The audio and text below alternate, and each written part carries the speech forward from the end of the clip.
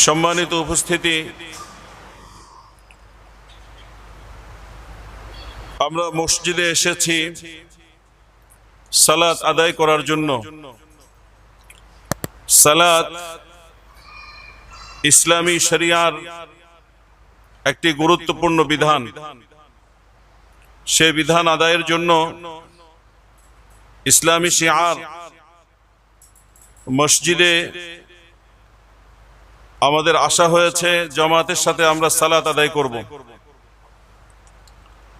প্রিয় বন্ধুগণ, ইসলাম পালন করি, সেই হিসাবে আমাদের ধর্মীয় পরিচয় আমরা মুসলিম। ইসলামী পরিচয় অক্ষুণ্ণ রেখে আমরা যদি পরকালের জীবনের যাত্রা করতে পারি, আমাদের মরণ যদি ইসলামী পরিচয় অক্ষুণ্ণ রেখে সম্পূর্ণ হয়, তাহলে পরকালীন জীবনে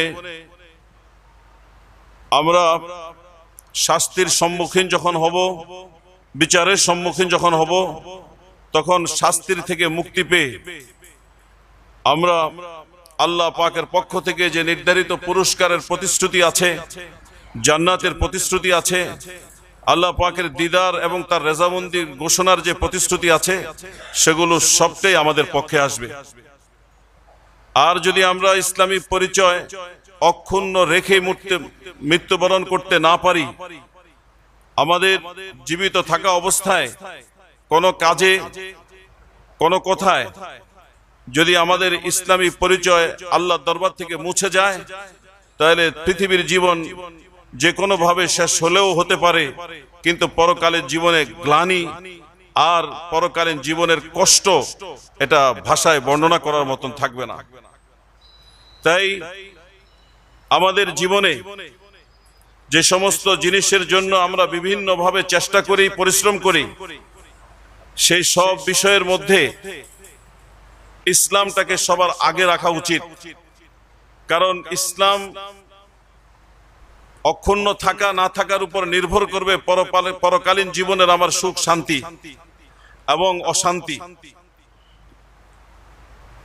দুনিয়ার জীবনে আমি যেভাবেই জীবন যাপন করি না কেন, যে অবস্থায় আমার অবস্থান হোক না কেন, সেটি পরকালীন জীবনে খুব একটা বিচার্য বিষয় নয়। আমি যদি কুড়ে ঘরে মারা যাই, পরকালীন জীবনে আমার মুক্তি হবে না এমন কোনো কথা নেই। আমি যদি অট্টালিকার উপর বসবাস করে মৃত্যুবরণ করতে পারি, পরকালীন জীবনে আমার জান্নাত নিশ্চিত এমনও কোনো নিশ্চয়তা নেই। আমি যদি রাজত্বের মসনদে থেকে মৃত্যুবরণ করি, তাহলে আমার পরকালীন জীবনে জান্নাত হবে, মুক্তি হবে, এই কথার যেমনি কোনো নিশ্চয়তা নেই। আমি যদি দারিদ্র্যের কষাঘাতে জর্জরিত হয়ে মৃত্যুবরণ করি, তাহলে আমার জাহান্নাম হবে এমনও কোনো কথা নেই। তবে আমি যদি মুসলিম হয়ে মৃত্যুবরণ করতে পারি, 100% নিশ্চয়তা আছে আমার পরকালীন জীবনে জান্নাত মিলবে ইনশাআল্লাহ। আর আমি যদি ইসলাম হারিয়ে মৃত্যুবরণ করি, ইসলাম হারিয়ে যদি আমি রাজা হয়েও মৃত্যুবরণ করি, ধনী হয়েও মৃত্যুবরণ করি, তাহলে আমার পৃথিবীর জীবনটা যে কোনো ভাবেই হোক অতিবাহিত হবে, কিন্তু পরকালীন জীবনে আমার রয়েছে সব রকমের গ্লানি সহ জাহান্নামের করুণ শাস্তি। তাই একজন বুদ্ধিমান মানুষ হিসেবে আমার উচিত আমার ইসলামী পরিচয়কে অক্ষুণ্ণ রাখার সর্বাত্মক চেষ্টা করা, এবং জীবন এবং মরণের যদি প্রশ্ন এসে যায়, জীবন দেওয়ার প্রয়োজন যদি পড়ে ইসলামী পরিচয় অক্ষুণ্ণ রাখার জন্য, তাহলে আমার জীবন দিত যেন সেখানে কোন রকমের দ্বিধা না থাকে। এই শিক্ষা আমাদেরকে ইসলাম দিয়েছে, এই শিক্ষা আমাদেরকে কোরআন দিয়েছে, এই শিক্ষা আমাদেরকে আমাদের নবী, মহানবী রাহমাতুল আলামিন সাল্লাল্লাহু আলাইহি সাল্লাম দান করেছেন। আমার প্রিয় বন্ধুগণ, সাহাবায়ে কেরাম এই ইসলামকে প্রতিষ্ঠিত করতে গিয়ে তারা জীবনের যে কোনো মুহূর্তে যে কোনো কুরবানির সম্মুখীন হয়েছে। ইসলামকে সবার উপর রেখে তারা হাসি সহাস্য বদনে, হাসি মুখে তারা সে কুরবানিকে গ্রহণ করেছেন, এবং এই জন্য তারা আত্মীয়তার সম্পর্ককে বিচ্ছিন্ন করতে হলে সেটাও তারা করেছেন, তারা যদি ধন সম্পদ ত্যাগ করতে হয় সেটাও তারা করেছেন, মাতৃভূমিও তারা ত্যাগ করেছেন। মক্কার মতো আল্লাহর পবিত্র ঘর যেখানে আছে, ইসলামের প্রশ্ন যখন এসে দাঁড়ায়, তারা মক্কা ছেড়ে মদিনাতে অজানা উদ্দেশ্যে রওনা দিতেও তারা দ্বিধা করেন নাই, সেখানেও তারা রওনা দিয়ে দিয়েছেন। কারণ ইসলাম হলো তাদের কাছে সবচেয়ে প্রিয়। আর ইসলাম আমাদের কাছে যেই রূপ নিয়ে এসেছে, সেই রূপের মূলে আছেন মহানবী, মূলে আছেন মহান রব্বুল আলামিন আল্লাহ সুবহানাহু ওয়া তাআলা, এবং তার সাথেই আছেন মহানবী সাল্লাল্লাহু আলাইহি ওয়াসাল্লাম। তাই তো আমরা যখন ইসলামী কালিমা উচ্চারণ করি তখন আমরা বলি লা ইলাহা ইল্লাল্লাহু মুহাম্মাদুর রাসূলুল্লাহ। আল্লাহর উলুহিয়তকে স্বীকার করে, তার লা শারীকত্বকে স্বীকার করে, তার ওয়াহদানিয়তকে স্বীকার করে রিসালাতের প্রশ্নে মুহাম্মদুর রাসূলুল্লাহ সাল্লাল্লাহু আলাইহি ওয়াসাল্লামকে আমরা রাসূল বলে মেনে নিয়েছি। কথা ঠিক না বেঠিক? ইসলামের আরেক কালিমা আশহাদু আল্লা ইলাহা ইল্লাল্লাহ ওয়া আশহাদু আন্না মুহাম্মাদার রাসূলুল্লাহ। এখানে যখন সাক্ষ্য দিতে বলা হয়, আমি ইসলামের জন্য যখন ইসলামের পরিচয়টাকে তুলে ধরার জন্য যখন সাক্ষ্য প্রদান করি, তখন আল্লাহ তাআলাকে ইলাহ হিসাবে আমি সাক্ষ্য দিয়ে থাকি যে আমার ইলাহ একমাত্র আল্লাহ সুবহানাহু ওয়া তাআলা। আর নবী হিসাবে আমি সাক্ষ্য দিয়ে থাকি মুহাম্মদুর রাসূলুল্লাহ সাল্লাল্লাহু আলাইহি সাল্লাম। এখানে কোনো দ্বিধা সংকোচের সুযোগ নেই। পরিপূর্ণ নিশ্চিতভাবে নিশ্চিত হয়ে কোন রকমের দ্বিধা শঙ্কা না করে আল্লাহ তাআলাকে যেমনি ভাবে একমাত্র এলাহ বলে আমরা স্বীকৃতি দিয়ে থাকি, ঠিক ওই পর্যায়ের বিশ্বাস নিয়ে আমরা মুহাম্মদুর রাসূলুল্লাহ সাল্লাল্লাহু আলাইহি সাল্লামকে আমার রাসূল হিসেবে আমরা স্বীকৃতি দিয়ে থাকি। স্বীকৃতির ক্ষেত্রে এসে কয়েকটা জিনিস একসাথে জড়িয়ে যায়। একটা জিনিস, আল্লাহ তাআলাকে যখন ইলাহ বলে মেনে নেই, তখন আমি এই পাশাপাশি এই কথারও স্বীকৃতি দিয়ে থাকি যে এলাহ হওয়ার একমাত্র উপযুক্ত তিনি। কথা ঠিক কিনা? আর যখন এলাহ হওয়ার একমাত্র উপযুক্ত তিনি, তখন এর পাশাপাশি আমি তার ইবাদত করব, সেই হিসেবে তিনি আমার ইলাহ। আমি তার ইবাদত করব, সেই হিসেবে তিনি আমার মাবুদ। এটা যেমনি ভাবে সত্য, একই ভাবে আমি যখন শ্রদ্ধা জ্ঞাপন করব, শ্রদ্ধার ক্ষেত্রে একমাত্র ওই পর্যায়ে শ্রদ্ধা আমি মুহাম্মদুর রাসূলুল্লাহ আল্লাহ সুবহানাহু ওয়া তাআলাকেই করব। এবং মুহাব্বত যখন করব, তখন আল্লাহ তাআলাকেই মুহাব্বত করব। এবং মান্যতা যখন স্বীকৃতি দিব যে আমি একমাত্র তাকেই মানি, এই মান্যতার প্রশ্নে এসে আমি একমাত্র তাকেই মান্য করব। এই ক্ষেত্রে আমার অন্য কোনো চিন্তা করা যেমনি ভাবে সুযোগ নেই। এর পাশে এসে মুহাম্মদুর রাসূলুল্লাহ সাল্লাল্লাহু আলাইহি সাল্লামকে যখন রাসূল হিসেবে স্বীকার করে নিয়েছি, এই রাসূল হিসেবে স্বীকার করার সাথে সাথে আমি এই কথাটাও স্বীকার করে নিলাম যে আল্লাহর পর যদি আমার কাছে শ্রদ্ধার কেউ থেকে থাকেন, তাহলে তিনি হলেন মহানবী সাল্লাল্লাহু আলাইহি সাল্লাম। আল্লাহর পর আমি যাকে মহব্বত করব, সর্বোচ্চ পর্যায়ের মহব্বত আমি মুহাম্মদুর রাসূলুল্লাহ সাল্লাল্লাহু আলাইহি সাল্লামকেই করব। আল্লাহর পর যদি আমি কাউকে মান্য করে থাকি, তাহলে আমি সেই মুহাম্মদুর রাসূলুল্লাহ সাল্লাল্লাহু আলাইহি সাল্লামকেই মান্য করব। এই ক্ষেত্রে এসে কেউ যদি আল্লাহ তাআলাকে পরিপূর্ণরূপে মহব্বত করে আর মুহাম্মদুর রাসূলুল্লাহ সাল্লাল্লাহু আলাইহি সাল্লামের মহব্বতের ক্ষেত্রে একটু সামান্যতম গড়িমসি থাকে, তাহলে ইসলামী শরীয়ত তাকে কি মুমিন বলে না মুসলিম বলে না অমুসলিম বলে? আল্লাহ তাআলার মহব্বত পরিপূর্ণ রূপে আছে এবং আল্লাহ তাআলাকে মান্যতারও স্বীকৃতি আছে, প্রচেষ্টাও আছে, কিন্তু মুহাম্মদুর রাসূলুল্লাহ সাল্লাল্লাহু আলাইহি সাল্লামকে স্বীকৃতি দেওয়ার ক্ষেত্রে, তাকে ভালোবাসার ক্ষেত্রে, তাকে মান্য করার ক্ষেত্রে যদি কোন রকমের কোন সমস্যা অন্তরের মধ্যে থেকে থাকে, ইসলামী শরীয়ত তাকে মুসলিম বলে স্বীকৃতি দেয় না। আর এর উল্টোও যদি হয়, মুহাম্মদুর রাসূলুল্লাহ সাল্লাল্লাহু আলাইহি সাল্লামের ক্ষেত্রে সব রকমের ভালোবাসা, শ্রদ্ধা, মুহাব্বত আছে, কিন্তু আল্লাহ পাকের মুহাব্বতের ক্ষেত্রে সামান্য কোনো ত্রুটি যদি থেকে থাকে, তাকেও একই ভাবে তাকেও ইসলামী শরীয়ত মুসলিম বলে মেনে নেয় না। কথা ঠিক না বেঠিক? মুহাব্বতের কিছু দাবি থাকে। এই প্রসঙ্গে দলিল হিসাবে যদি আমরা উপস্থাপন করতে যাই, তাহলে অনেক দলিল আদিল্লা আমরা দিতে পারবো। সময়ের স্বল্পতার কারণে আমি যে আয়াতটি খুতবার শুরুতে তেলাওয়াত করেছিলাম সে আয়াতটাই আমি দলিল হিসেবে উপস্থাপন করতে চাই। আল্লাহ পাক সুবহানাহু ওয়া তাআলা বলেন, ইয়া আইয়ুহাল্লাযীনা আমানু লা তুকদ্দিমু বাইনা ইয়াদাইল্লাহি ওয়া রাসূল। হে ঈমানদারগণ, তোমরা অগ্রণী হয়ো না আল্লাহ এবং তার রাসূলের সামনে। তো আল্লাহ তাআলার অগ্রণী না হওয়ার জন্য যেভাবে আল্লাহ তাআলা নিষেধ করেছেন, পাশাপাশি তার রাসূল সাল্লাল্লাহু আলাইহি সাল্লামের কথাও এখানে উল্লেখ করেছেন যে আল্লাহ এবং রাসূলকে মান্যতার দিক থেকে ওই পর্যায়ে মানতে হবে যে আল্লাহর সামনে, আল্লাহর কথার সামনে যেমনি ভাবে কোনো কথা বলা যায় না, রাসূলের কথার সামনে কোনো মুমিনের কথা বলার কোনো সুযোগ নাই। ইয়া আইয়ুহাল্লাযীনা আমানু লা তারফাউ আসওয়াতাকুম ফাওকা সাওতিন নবী। এর দ্বিতীয় পর্যায়ে এসে আল্লাহ পাক বলেন, আমার নবীর সাথে যখন তোমরা কথা বলবে, নবীর দরবারে যখন তোমরা যাবে, তো নবীর আওয়াজের চেয়ে তোমাদের কারো আওয়াজ যাতে উচ্চ না হয়ে যায়। আর এই আয়াতের প্রেক্ষাপট ছিল সাহাবায়ে কেরাম, যেখানে আবু বকর জড়িত, যেখানে ওমর জড়িত, তাদেরকে লক্ষ্য করে আল্লাহ পাক বলেন, তুমি আবু বকর হতে পারো, তুমি ওমর হতে পারো, কিন্তু আমার নবীর শ্রদ্ধার ক্ষেত্রে এসে আমি আবু বকর ওমর কাউকে চিনি না। আমার নবী অনন্য এমন এক জায়গায় আছে, সেখানে গিয়ে আমি আবু বকরকেও চিনতে পারি না, আমি ওমরকেও চিনতে পারি না। সুতরাং আমার নবীর মর্যাদার কোন রকমের ত্রুটি হয়, আমার নবীর বিন্দু পরিমাণ কোনো কষ্ট হয়, আমার নবীর কাজের ক্ষেত্রে কোনো বিঘ্নতা সৃষ্টি হয়, এমন কোন সুযোগ আল্লাহ পাক কারোর জন্য রাখেন নেই। এমন কোন প্রায়োরিটি আল্লাহ পাক রাসূলকে দিয়েছেন একমাত্র, এর বাহিরে আল্লাহ পাক সুবহানাহু ওয়া তাআলা কারো কথা চিন্তাই করেননি। আবু বকরের মতন ব্যক্তিত্ব, ওমরের মতন ব্যক্তিত্বকে লক্ষ্য করে আল্লাহ বলেন, নবীর দরবারে যখন তোমরা থাকবে তখন তোমাদের আওয়াজকে নিচু করে রাখবে, খবরদার কোনো অবস্থাতেই তোমাদের আওয়াজ যেন আমার নবীর আওয়াজের চেয়ে উচ্চ না হয়ে যায়। তা আল্লাহর কাছে আমার নবীর জায়গা, শ্রদ্ধার জায়গা, মোহাব্বতের জায়গা, ভালোবাসার জায়গা কোন জায়গায়? আর মুমিনদেরকে ঠিক সেই জিনিসটাকেই লক্ষ্য করে চলতে হবে যে আল্লাহর শ্রদ্ধা সম্মানও যেন অক্ষুণ্ণ থাকে, নবীর শ্রদ্ধা সম্মানও যেন অক্ষুণ্ণ থাকে।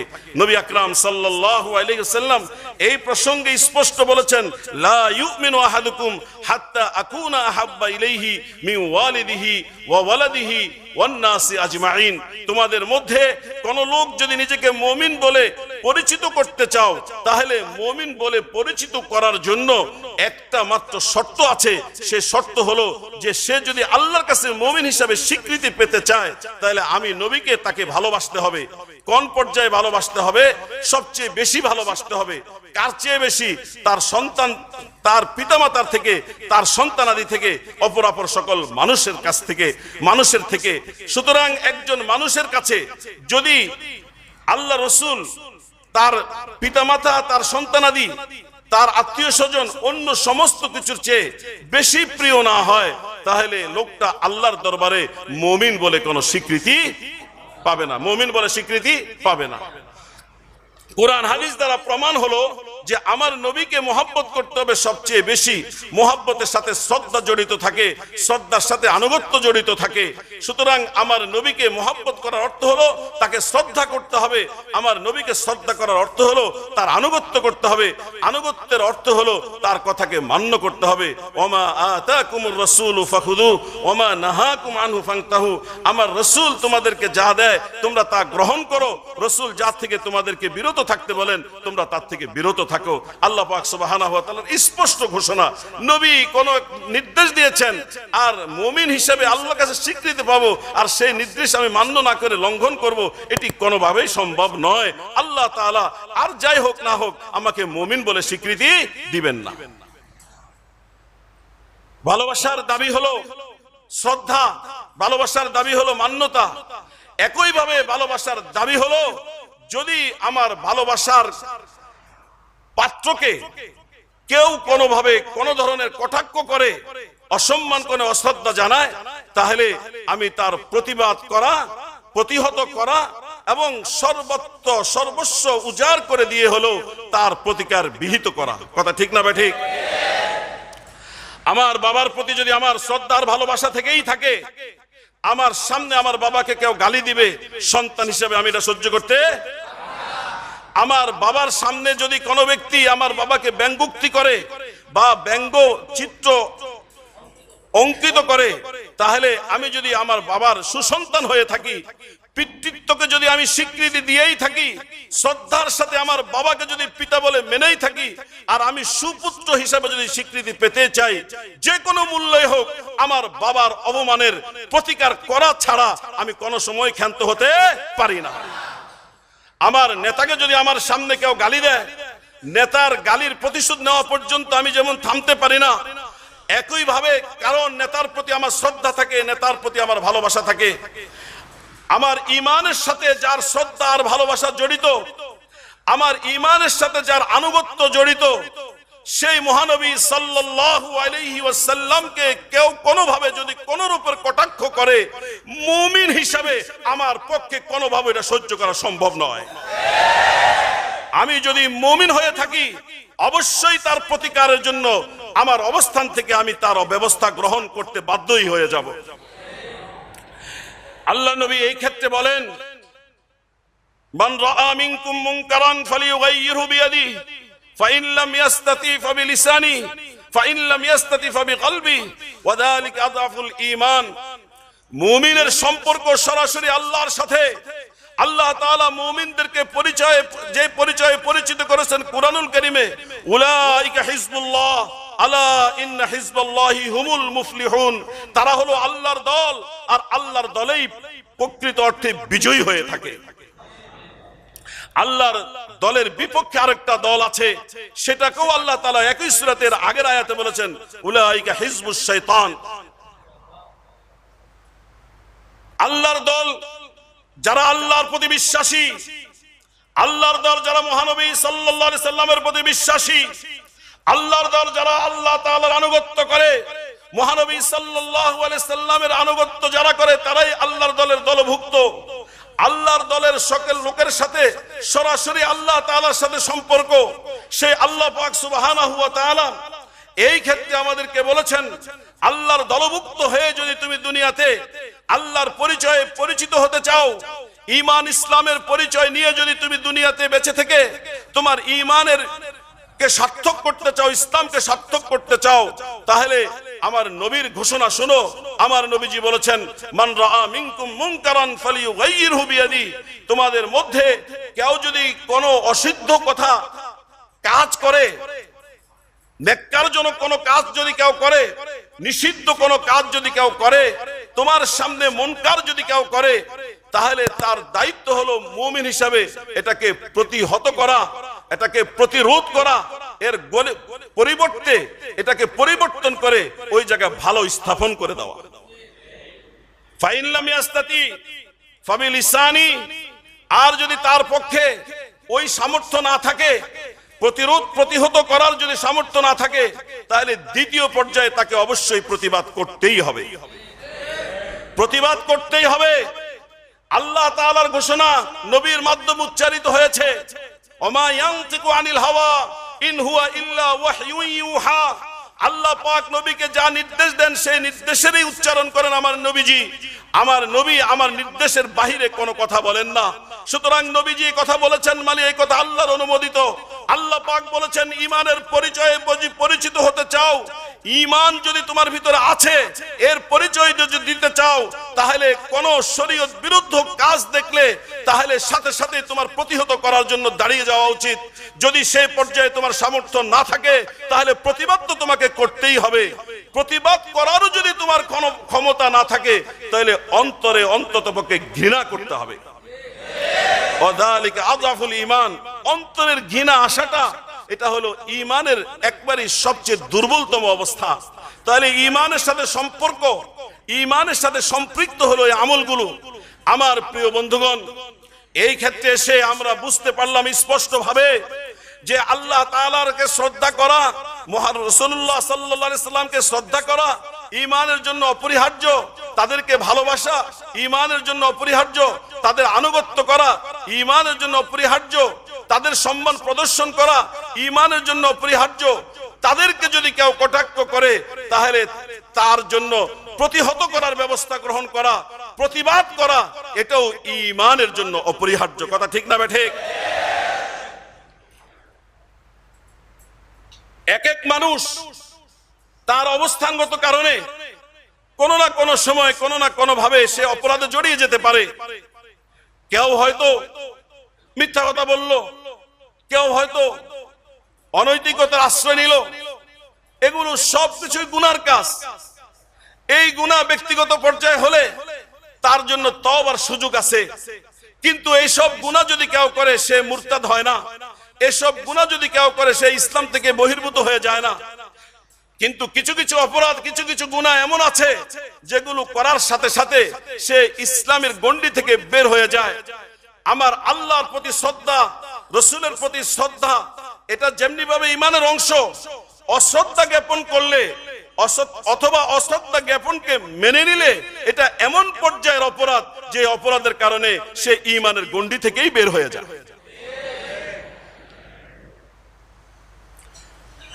মহানবী সাল্লাল্লাহু আলাইহি ওয়াসাল্লাম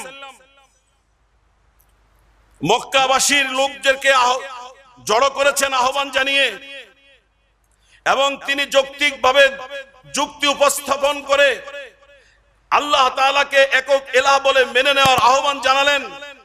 এবং তিনি তাদের কাছে রসুল হয়ে প্রেরিত হয়েছেন বলে যখন আল্লাহর পক্ষ থেকে ঘোষণা উচ্চারণ করলেন, ওয়া আনদির আশিরাতাকাল আকরাবিন, আপনি নিকটতম আত্মীয়দেরকে আমার এই পরকাল সম্বন্ধে, শাস্তি সম্বন্ধে ভীতি প্রদর্শন করুন। এই নির্দেশ বাস্তবায়ন করতে গিয়ে নবী আকরাম সাল্লাল্লাহু আলাইহি সাল্লাম যখন তার গোষ্ঠীর লোকদেরকে একত্রিত করে তিনি যখন এই সত্য উচ্চারণ করলেন, কুলু লা ইলাহা ইল্লাল্লাহ তুফলিহুন, তোমরা আল্লাহ তাআলাকে এক মাবুদ বলে মেনে নাও, তোমরা মুক্তি পেয়ে যাবে, সফলতা অর্জন করতে পারবে, আমি তোমাদের কাছে রাসূল হয়ে প্রেরিত হয়েছি। এই কথা বলার পর তার নিজের চাচা, বাবার ভাই, দাদার সন্তান, মক্কার নেতাদের মধ্যে অন্যতম নেতা আব্দুল উজ্জা, যাকে পরবর্তীতে আবুল আহাব বলে আমরা চিনি, সে আবুল আহাব নবী আকরাম সাল্লাল্লাহু আলাইহি সাল্লামের মুখের উপর বলে দিল, তাব্বান লাকা লিহাদা জামাতানা, তুই ধ্বংস হও, এই জন্য কি তুই আমাদেরকে একত্রিত করেছিস? এই কথা বলার সাথে সাথে নবী আকরাম সাল্লাল্লাহু আলাইহি সাল্লাম আহত হয়েছেন। আমার নবীর আহত হওয়াকে আরশের মালিক, আসমানের মালিক আল্লাহ তাআলা সহ্য করেন নাই। মহান রব্বুল আলামিন কোরআনুল কারীমের মধ্যে সূরা নাযিল করেছেন, বলে দিয়েছেন, আমার নবীর ধ্বংস কামনা করো তুমি, তাহলে শুনে রাখো আমার আযালের মধ্যে তোমার জন্য যে নির্দেশনা, যে তোমার জন্য যে পরিণতি আমি নির্ধারণ করেছি, তাহলে আমার ভাষায় তুমি শুনো, তাব্বাত ইয়াদা আবি লাহাবি ওয়া তাব, আবু লাহাবের দুই হাত ধ্বংস হয়েছে, সে নিজেও ধ্বংস হয়েছে, অতি সত্বর সে লেলিহান শিখা সম্বলিত জাহান্নামের মধ্যে প্রবিষ্ট হবে। তা সে এবং তার স্ত্রী আবু লাহাবের করুণ পরিণতির কথা ইসলামী সম্বন্ধে, ইসলামী ইতিহাস সম্বন্ধে যাদের ন্যূনতম ধারণা আছে তারা জানে। বদর যুদ্ধের পরপরই আবু লাহাব প্লেগে আক্রান্ত হয়, পুরো শরীরের মধ্যে পচন ধরে, পচতে পচতে প্রত্যেকটা অঙ্গ যখন গলে গলে পড়ার অবস্থা, সেখানে লোকেরা ঘর থেকে বের করে রাস্তার পাশে তাকে নিয়ে রেখে দিয়েছে, সেখানে তার মৃত্যু হয়েছে। সেই মৃত্যুর পর 3 দিন পর্যন্ত এই লাশ উপরে পড়েছিল, দাফন করার মতো কোনো লোক ছিল না।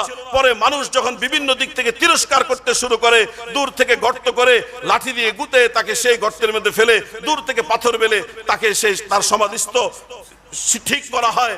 এক তো ঘোষণা হলো পরকালীন জীবনের চিরস্থায়ী জাহান্নাম, আর দুনিয়ার মধ্যে তার পরিণতি হলো লাঞ্ছনার পরিণতি। অথচ সে ছিল মক্কার বড় বড় সর্দারদের অন্যতম একজন সর্দার। তার অর্থবিত্তের কোনো অভাব ছিল না, শারীরিক সৌন্দর্য ছিল অতি স্পষ্ট, অনেক উচ্চমানের সৌন্দর্য ছিল, এবং নেতৃত্বের আসনে সে সমাসীন ছিল। এরপরেও নবীজি আকরাম সাল্লাল্লাহু আলাইহি ওয়াসাল্লামের ধ্বংস কামনা করার কারণে আল্লাহ পাক তার এই পরিণতি নিশ্চিত করেছেন। এই ছাড়া ইসলামের ইতিহাসে অনেক ঘটনা আছে। আমার নবীকে যদি কেউ গালি দিয়ে থাকে, আল্লাহ তাআলা তাকে ছেড়ে দেন নেই। আল্লাহ পাক তাকে গালি দিলে তাকে কিছু বলেন না, সুযোগ দেন, অবকাশ দেন। কিন্তু তার নবীকে যদি কেউ কটাক্ষ করে গালি দেয়, আল্লাহ পাক দুনিয়াতেও তাকে ধরেছেন করুণ ভাবে, আর আখিরাতেও তাকে ঈমান হারা হয়ে তাকে মৃত্যুবরণ করতে হয়। আমার প্রিয় ভাইরা, বর্তমান শতাব্দীতে এসে বেশ কয়েক বছর যাবত বিশ্বর আল্লাহর নাফরমান, আল্লাহর জমিনে আল্লাহর রহমত পেয়ে যারা বসবাস করছে, এমন কিছু নরাধম সব রকমের অপরাধ সংগঠিত করার পর অপরাধের স্পৃহা তাদের থামে নাই। সর্বশেষ এই পুত পবিত্র জায়গার মধ্যে তারা আঘাত করেছে, যেই জায়গা সম্বন্ধে মহান রব্বুল আলামিন নিজে বলেছেন ওয়া ইন্নাকা লাআলা খুলুকিন আযীম। চরিত্রের মাধুরীর দিক থেকে যদি বিবেচনা করতে হয়, ওগো নবী, আপনার মতো চরিত্রবান আর কোন মানুষ পৃথিবীতে অতিবাহিত হয়নি, সামনেও আসবে না। আর জ্ঞানের দিক থেকে যদি বিবেচনা করতে হয়, আমার নবীর ভাষায় ব্যক্ত হয়েছে উতিতু ইলমাল আউয়ালিনা ওয়াল আখিরিন। আমাকে পূর্ববর্তী সকল এবং পরবর্তী সকলের সবার সম্মিলিত যত জ্ঞান দেওয়া হয়েছে, সকলের সমপরিমাণ জ্ঞান আল্লাহ পাক আমাকে দান করেছেন। সৌন্দর্যের দিক থেকে যদি দেওয়া হয়, দেখা হয়, হাসান ইবনে সাবিত অতি সুন্দর করে বলেছেন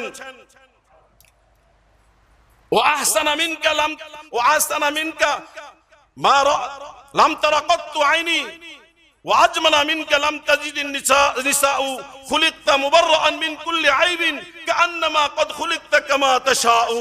তোমার চেয়ে সুন্দর আমার এই দুই নয়ন জীবনে কাউকে দেখি নাই।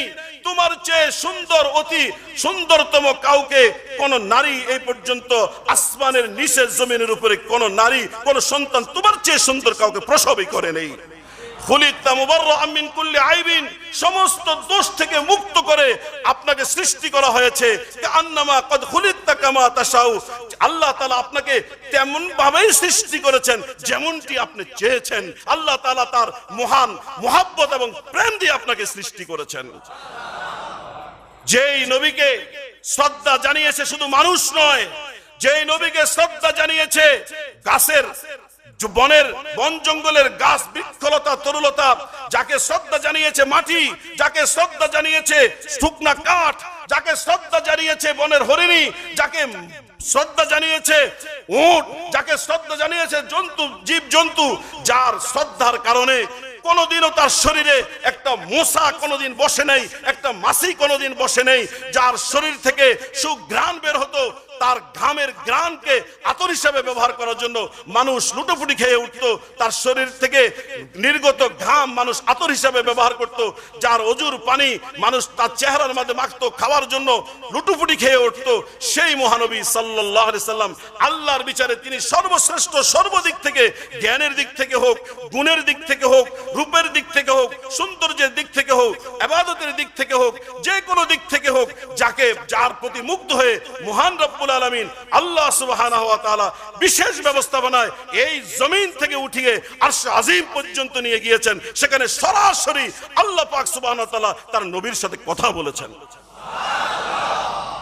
সেই মহানবী সাল্লাল্লাহু আলাইহি সাল্লাম কতটুকু পবিত্র, কতটুকু তার ঊর্ধ্ব, কোন পর্যায়ে তার সম্মান, সেই সম্মানিত নবীকে কাফেররা পর্যন্ত আজ পর্যন্ত যারা বই রচনা করেছে তারা বলেছে এই পৃথিবীর ইতিহাসে আদম থেকে শুরু করে এই পর্যন্ত যত মানুষ এনেছে, যত ক্রাইটেরিয়ায় বিচার করা হয়, যদি সঠিকভাবে মূল্যায়ন করা হয়, তাহলে মহানবী সাল্লাল্লাহু আলাইহি সাল্লামকে এক নম্বরে মূল্যায়ন করতে হবে।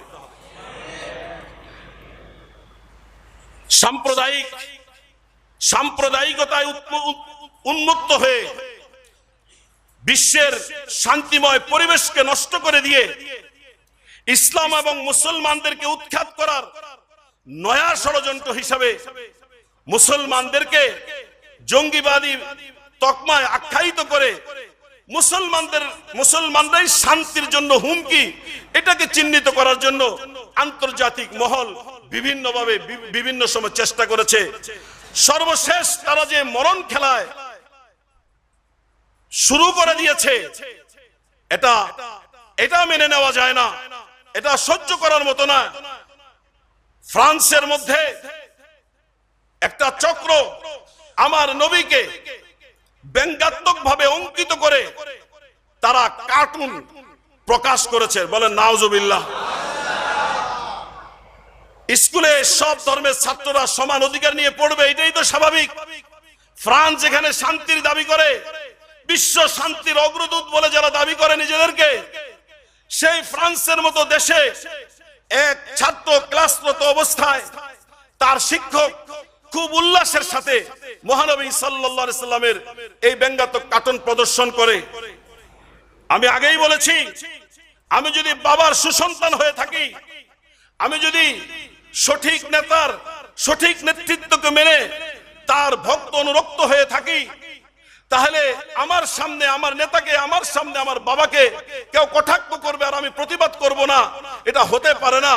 আর যেখানে ঈমানের সম্পর্ক, যেখানে পরকালের মুক্তির সম্পর্ক, যেখানে দুনিয়ার শান্তির সম্পর্ক, যেখানে পরকালের নাজাতের সম্পর্ক, সেই মহানবী সাল্লাল্লাহু আলাইহি সাল্লাম যার সার্টিফিকেট দিয়েছেন মহান আল্লাহ, যার সার্টিফিকেট দিয়েছে বিশ্বের সকল মানুষ, যার গুণমুগ্ধ ছিল পৃথিবীর সমস্ত প্রকৃতির সমস্ত মাখলুক, সেই মহানবী সাল্লাল্লাহু আলাইহি সাল্লামকে অতি ব্যঙ্গাত্মক ভাবে, রসাত্মক ভাবে যখন হেয় প্রতিপন্ন করে উপস্থাপন করেছে, ন্যূনতম ঈমানের অধিকারী এটা সহ্য করতে পারে না, সে সব প্রণোদিত হয়ে তার উপর আক্রমণ করেছে এবং তাকে হত্যা করেছে।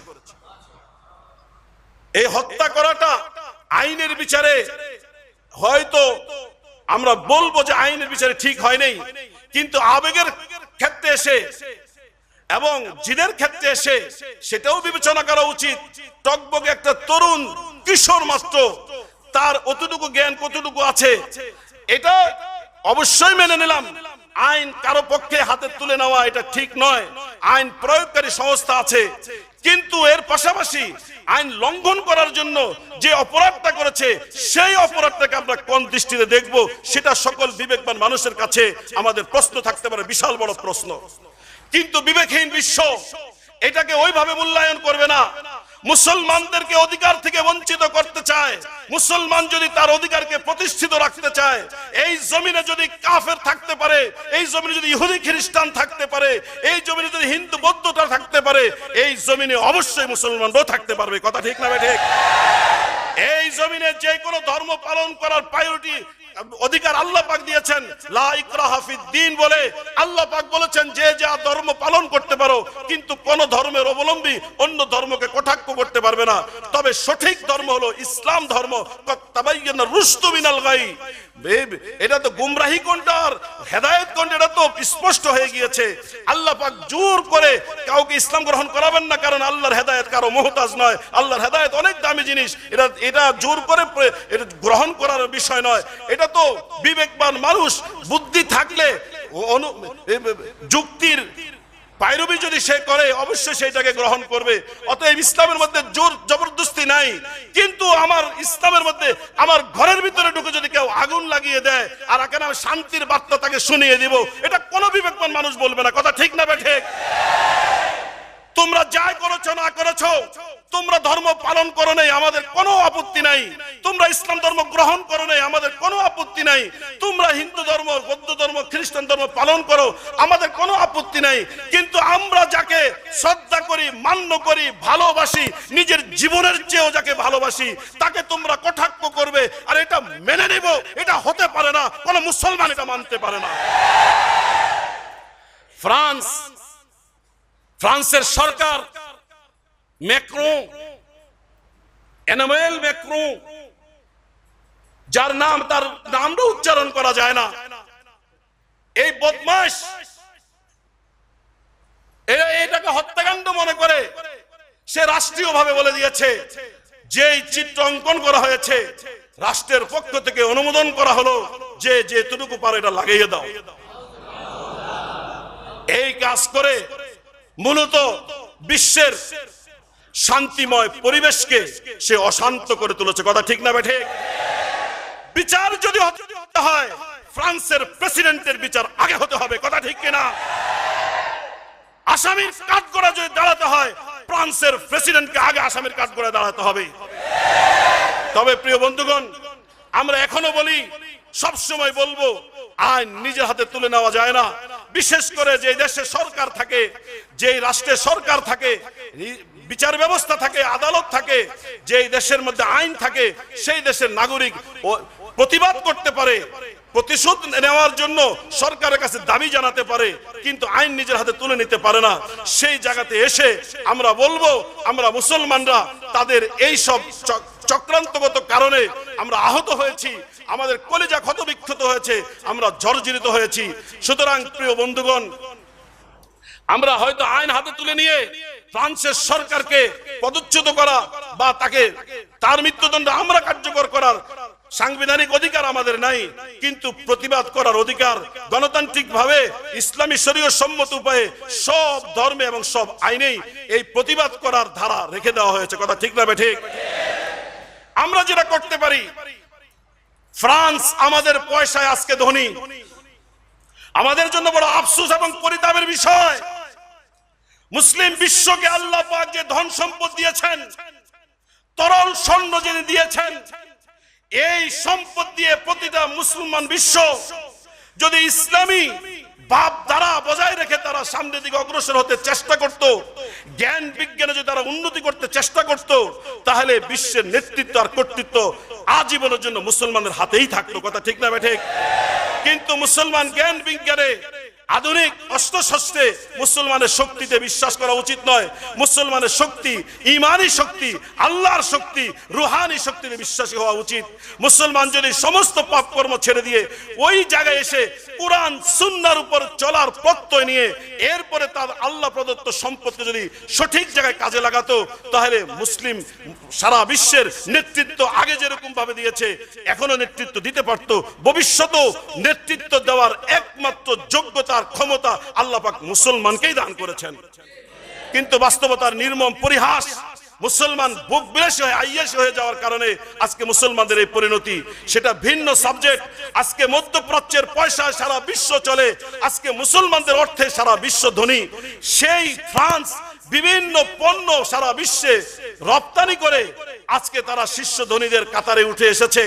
আমরা মুসলমানরা নিজের ঘাম ঝরানো পয়সায় তাদের পণ্য ব্যবহার করে তাদেরকে ধনী বানাচ্ছি, আর তারা মুসলমানদের পয়সায় লালিত পালিত হয়ে আজকে তারা মুসলমানদের ঈমান নিয়ে হোলি খেলায় মেতে হয়েছে। তাই প্রিয় বন্ধুগণ, আমাদের জোর দাবি হলো, উলামায়ে কেরামের ঐক্যবদ্ধ সিদ্ধান্ত হলো, মুসলমানদের পক্ষে আজকে এর প্রতিবাদ হিসাবে একটা মাত্র রাস্তা কঠিনভাবে খোলা আছে। ফ্রান্সের যতগুলো পণ্য আমাদের দেশে বর্তমান প্রচলিত আছে, সবগুলো পণ্যকে আমরা বয়কট করলাম। কথা ঠিক না ঠিক? ফ্রান্সের কি কি পণ্য আমাদের দেশে আছে ফিরিস্তি দিতে অনেক লম্বা সময় লাগবে। আমরা এখানে আমাদের ছেলেরা বিলবোর্ড দিয়ে, ছেলেরা লিফলেট দিয়ে দিবে, লিফলেটের মধ্যে আমরা চিত্র সহ দিয়ে দিয়েছি। টোটাল গ্যাস, মুতুল মোবিল, সানুফি, এরপরে আরগান কি যে নামও মুখ দিয়ে আসে না, গ্রানিয়েল নাকি প্রসাধনী, এই সব কিছু এই ফ্রান্সের পণ্য, ফ্রান্সের প্রসাধনী, এই সব কিছু আমরা আমাদের নবীর অপমানের প্রতিবাদ হিসাবে, নবীর অপমানের প্রতিশোধ হিসাবে ফ্রান্সের এই পণ্যগুলো বয়কট করার জন্য কোন কোন ভাই রাজি আছে একটু হাত তুলে দেখায়। আল্লাহ পাক আমাদের সকলকে তৌফিক দান করেন। এর পাশাপাশি প্রতিবাদ জানানোর একটা অন্যতম পন্থা হলো বিক্ষোভ মিছিল, বিক্ষোভ সমাবেশ। বাংলাদেশ সরকারের সংবিধানে এটাকে স্বীকৃতি দেওয়া হয়েছে, এটাকে মেনে নেওয়া হয়েছে। সরকারের যথাযথ কর্তৃপক্ষের অনুমোদন সাপেক্ষে আজ সারা বাংলাদেশে বিক্ষোভ মিছিল হবে, বিক্ষোভ সমাবেশ হবে। এটি কোনো রাজনৈতিক ইস্যু নয়, এটি কোনো জাতীয় ইস্যু নয়, এটা আন্তর্জাতিক ইস্যু। শুধু আন্তর্জাতিক ইস্যু নয়, এটা ঈমান ইসলামের ইস্যু, এটা মহানবী সাল্লাল্লাহু আলাইহি সাল্লামের ভক্তি আর শ্রদ্ধার ইস্যু। সেই ইস্যুর উপলক্ষে আজকে টঙ্গী ব্যাপী মিছিল হবে এবং আমাদের স্টেশন রোডে বিক্ষোভ সমাবেশ হবে। সেখানে যে মিছিল থামবে, সেই মিছিলে যাওয়ার সুযোগ আসছে। সেই মিছিলে যাওয়ার জন্য, মিছিলে গিয়ে ঈমানি পরীক্ষায় উত্তীর্ণ হওয়ার, এই পরীক্ষায় অবতীর্ণ হওয়ার জন্য কোন কোন মুসলমান ভাই রাজি আছে? আমরা